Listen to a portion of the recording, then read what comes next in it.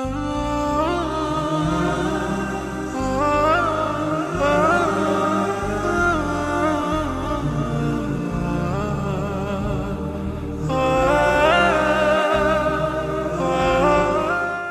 name is Kim.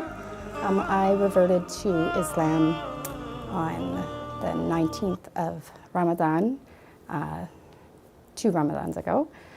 The journey has been up and down for a variety of reasons, but I'm from Canada, so I've been very blessed to have a multicultural background in my friends and my family, and so I think that made me very open to being accepting of a new faith.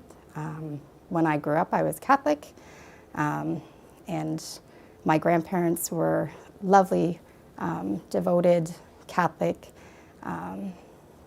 spiritually based people who gave a very good example about how to be present in faith.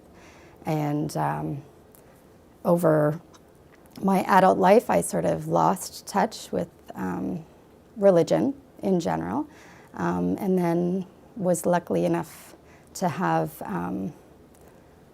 whisperings from God call me back into finding myself in faith again. And after searching both the Bible and a variety of different religions, then I was able to make an educated and a very conscious decision to follow Islam. I can't say that I ever had a negative image of the Prophet. I was blessed to have Muslim friends growing up in grade school here in Canada. Long ago, they were it was one of the first Muslim families to come into my area, and she quickly became one of my best friends and still is one of my good friends to this day. So learning about the Prophet's family, on the other hand, was eye-opening to me.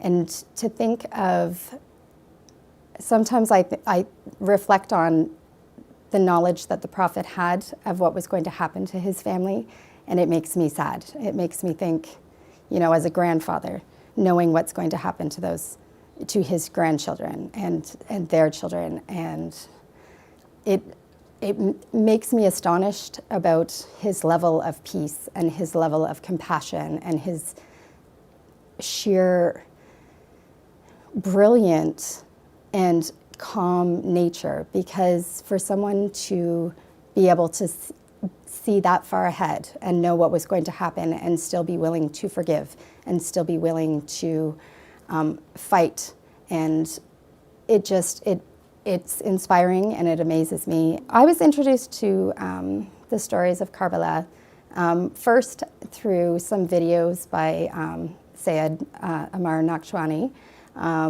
When I was preparing to accept Islam, I had a wonderful friend suggest different lectures to look at, and one of them was the stories of Imam Ali. And I adore Imam Ali. I think that my entire life I've been seeking justice, and so when he was the first personality that I was introduced to, it solidified my faith in this religion. Now, Karbala, on the other hand, when I sat through the end part of the majlis, I was devastated. I hid in my room and I cried for about 2 hours, and it was the story of Qasim, and it was too visual for me. It was overwhelming to me to think that there would be any human beings who would be so willing to treat a child in that manner. It just absolutely broke my heart. And maybe as a mother, maybe as a teacher, I don't know. It made me struggle to understand humanity. It made me struggle to understand some of the present day arguments and that the different sects of Muslim face, And I mean, you just think if everyone knew these stories, if everyone understood that these are the things that happened, maybe they could put some of those differences aside and hopefully rise above that and not fall back into the same patterns that had happened at Karbala, because there's no good reason for that to ever happen. So I was lucky enough to also watch some videos by Brother Khalil Jaffer, and he was telling the stories of Abbas and of course the final days for Imam Hussain, peace be upon him. And it just made me feel. It brought back this sense of purpose for me, because while I always believed in justice and I always believed in truth, and so I could immediately, I could immediately understand the teachings of Imam Ali, peace be upon him. When I learned about the stories of Karbala, it gave me a reason to take action. And I think that that was something I was seeking, because for him and the group of companions to have that level of courage and to know going in that the outcome, there was going to be no outcome other than what had happened. And they knew that. They walked into a situation where they knew they would be murdered. And that's a courage that I hope to have someday, to be able to face things head on and not fear what the lasting effect would be on them. It took me a little while to tell my extended family. My mom lives with me, alhamdulillah, so I was a little nervous talking to her. She's Catholic, and telling her and my two children was, it made me a little bit nervous, but I've been blessed with the most understanding and positive family that anyone could ever ask for. And my mom, we only eat halal in the house. We, there's no questioning about why am I doing this? That's never been a question that's been asked in my home. My children will watch me pray, or my youngest daughter has come to some of the iftars for Ramadan and enjoyed it. And so we're very open, and I've always raised my children to find their own faith as it was anyways, and so they are witnessing their mother do that, find her own faith. My extended family, I decided to inform them via email, which for me was the safest way to do it, because it's a very big family and I wanted everybody to hear it at the same time. And they were all very positive. I had some of my cousins ask questions and said that they had themselves gone on, they've looked at different religions to seek personal satisfaction from religion.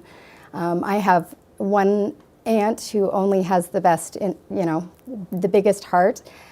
She questioned, politely and kindly, and, we had a conversation about the reasons and not the stereotypes of what she understood from the media. And I think that it brought about an awareness to her. And the fact that they realized that I'm not a different person. I'm the exact same person that I was. I'm just, I'm learning to be a better person every single day by following this religion. And so I think that she appreciates that. And I don't force it on them any more than they force, their religious beliefs on me. And we can have very open discussions about things and be very respectful of each other. So it's been overall very positive. It is different, and it takes a lot, but I think for me, it's the emotional difference. It's when I hear, it doesn't matter if I can fully understand if it's something in Urdu, even though I'm not understanding the words, you can feel the grief, you can feel the loss, and you are part of this community that is suffering the worst kind of loss, knowing that we have got to, as a community, step up. We have to follow the example of Imam Hussain and his companions. We have to take action and try to teach other people about what it means and the importance of his role on this earth. One of the things that had happened during Muharram is that, there's a lot of media scrutiny over Azadari and, the passion plays that may be put on. And I know that there was a lot of scrutiny done by a certain media group. And a friend had posted it on Facebook. And so, I was new to the religion and I was still feeling a little bit shy, but I knew in my heart that I had to do something about that. So I messaged her and I said, I need you to take that off. I need you to pull that, erase that post off your Facebook page. And, she questioned it and she wanted to know why. And I said, because you're taking that entirely out of context and you're showing, it was like a headline of local mosque is teaching children I think it was teaching children to behead. So unfortunately, they had taken the entire Muharram story, the Battle of Karbala, and they were turning it around, and instead of it being, this is what we're learning about, this horrible thing that happened, they were trying to make it seem like it was a manual for teaching or educating children on becoming terrorists. And I was so incensed. And so when I spoke to my friend, I called her and I explained, and she said, well, why does it matter to you? I said, well, number one, it matters to me because as a human, you need to have the right information out there. I said, but number two, I've also accepted Islam and I am a Muslim. And she was shocked and she asked me lots of questions, but also in that moment, she started to say, well, I never really knew that. And I said, no, and I appreciate that. I didn't think that you were doing it intentionally to be disrespectful, but social media needs to find a way to, improve the quality of things that get posted on it, because it's just, things are taken out of context and there's no way to verify it unless people actually speak up about it. Because I don't necessarily understand the nohas, what I do is I tend to replay my understanding of the stories of the personalities. And I try to bring about my grief that way. But sometimes I think about very personal things. I mean, losing my father, losing my grandparents, things that everybody can relate to, that is an important aspect of really reflecting on these personalities, because it's not just about thinking about Imam Hussain, it's about, okay, how does this play out in our own lives? Because all of those personalities are giving us lessons to learn and things to apply to our own lives, and we have to constantly be reflecting on that, so that we can do better for ourselves and we can do better for our community. So the story of Karbala, it reinforces the fact that you don't have to have a majority behind you to be successful. It reinforces that when you are on a path of truth and righteousness, that you can accomplish what you've set out to accomplish. Because Imam Hussain never went to Karbala thinking, oh, I'm going to defeat this army. He went out saying, I'm going to save Islam. And he did. And he did through his sister, and he did through the fourth Imam. And so his objective was just to stand up and show people the right way to be. And I mean, if you take that and you go with it in your own life, you know that there is something positive that's going to come out of that. And it's important for everybody. I mean, everybody should learn the stories of Karbala. One of my heartfelt commemorations is for Sakina when she lies on her father's chest, and I reflect on my own dad, and I reflect on what my children go through with myself and with their father. That story is very personal to me, so it is one that is hard for me to listen to, but I force myself to sit there and pay attention and feel that rush of emotion. So that for me is a huge point for spiritual personal growth.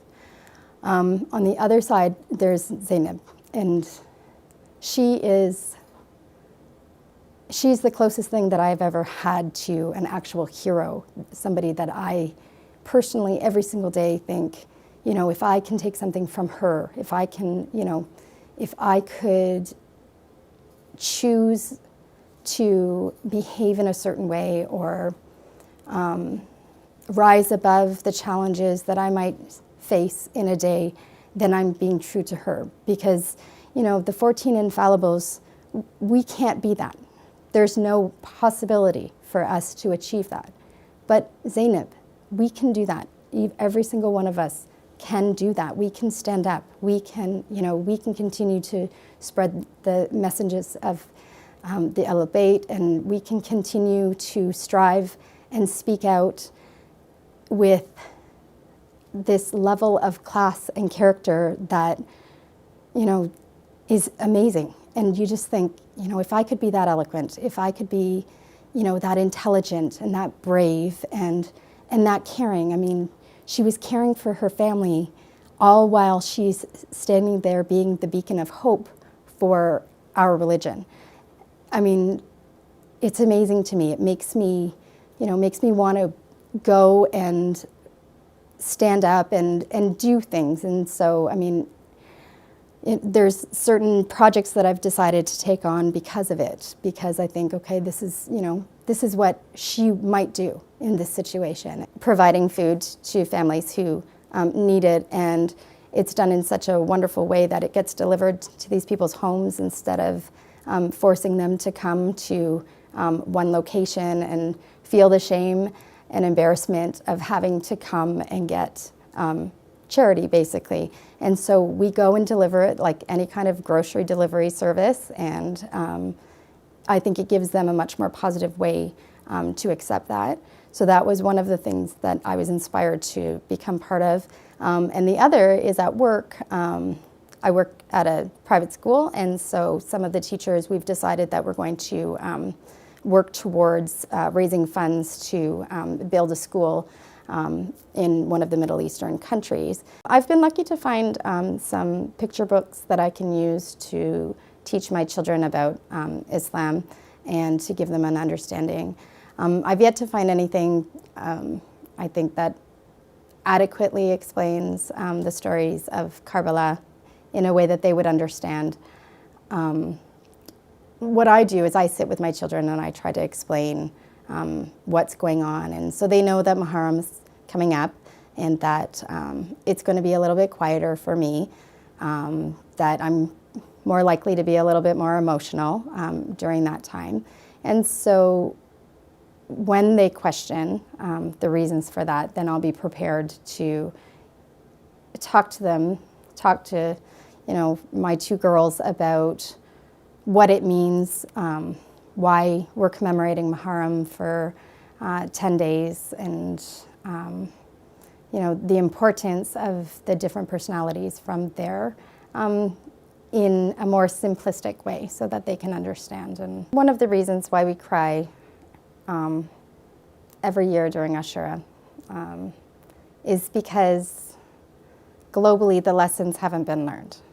That we cry for the grief that we feel in our communities today of the oppression, and we cry for humanity who still haven't learned all of the lessons about Ashura and the strength of what Imam Hussain stood for.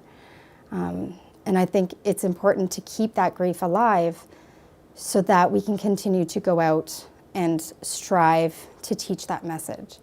Because if we were complacent about it, if we just, it's just another day, it would no longer be important.